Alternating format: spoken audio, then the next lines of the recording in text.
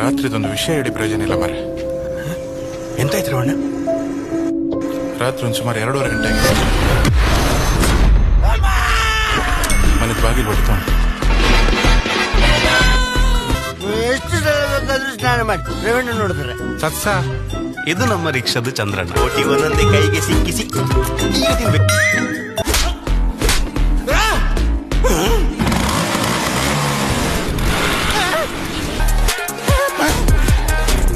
ಇದಕ್ಕಿಂತ ಮುಂಚೆ ಇಂಥ ದೊಡ್ಡ ಸಮಸ್ಯೆ ನಮ್ಮ ಊರಿಗೆ ಬಂದಿರಲಿಲ್ಲ.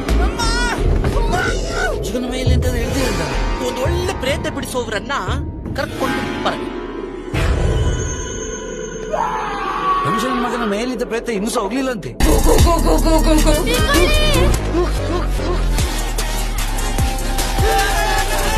ಯಾರು ಅಂತ ಕೇಳು ಪ್ರಸಾದ. ಯಾರಂತೆ? ಸೋಮೇಶ್ವರ ಸುಲಚನಂತೆ. ಎಂತಾಯ್ತು? ಎಂತೆಲ್ಲ ಗಾಡಿ ಸ್ವಲ್ಪ ಸೈಡಲ್ಲಿರಲಿ. ಇದು ತುಂಬಾ ಸೈಡ್ ಆಯ್ತಾ ಅಂತ. ಇಲ್ಲ